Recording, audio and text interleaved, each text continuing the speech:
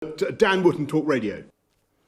Thank you. Experts believe there is a ticking cancer time bomb as a result of this crisis. Professor Carol Sikora and a group of leading oncologists predict that 60,000 extra cancer patients could die as a result of a lack of treatment and a lack of diagnosis. So, Professor Whitty, first, have you done any similar modelling? And if so, can you give us an idea of what those numbers look like? And Prime Minister, as we move into the second phase of the lockdown, can you guarantee that anyone who needs life-saving cancer treatment will be able to get it?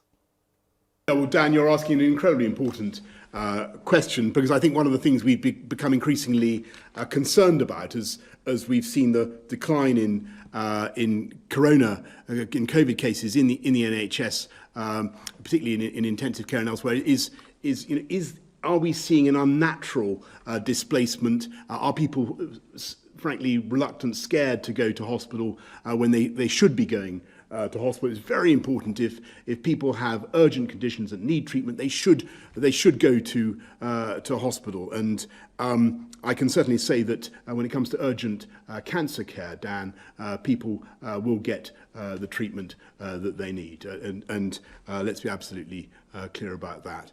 Chris. Well, we've looked actually across the board. So throughout this, what I've said is there are 4 ways in which people will suffer ill health and die as a result of this epidemic. Directly from COVID, which we've been talking about. Indirectly because the NHS is overwhelmed, which, as the Prime Minister has said, is one of the things that we've managed to avoid so far and are determined to continue to avoid. But the third group is all the things which under normal circumstances, health and preventative service would be doing, but which it is not able to. Efforts have had to, for the NHS and public health have had to be reoriented. And then finally, the impacts of increasing deprivation. Now, on that third group, which is the one you're talking about, it's not just cancers, actually. We're very concerned, for example, that there has been a fall away in people coming to accident emergencies, to emergency hospital things, with things like strokes and heart attacks. They must be going on.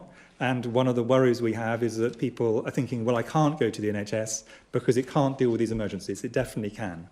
But you are absolutely correct that what we are very determined to do is to make sure that as much of normal non-emergency services for the NHS and public health are switched on in a responsible way, where we can do it in a phased way, to ensure that the period where actually there has been a delay is minimised, and to prioritise the things that are the most urgent first, and then other things which are as important but are less urgent, we kind of do slightly later in the system. And a lot of thought from my NHS and public health colleagues is going into how you get that phasing back on again right.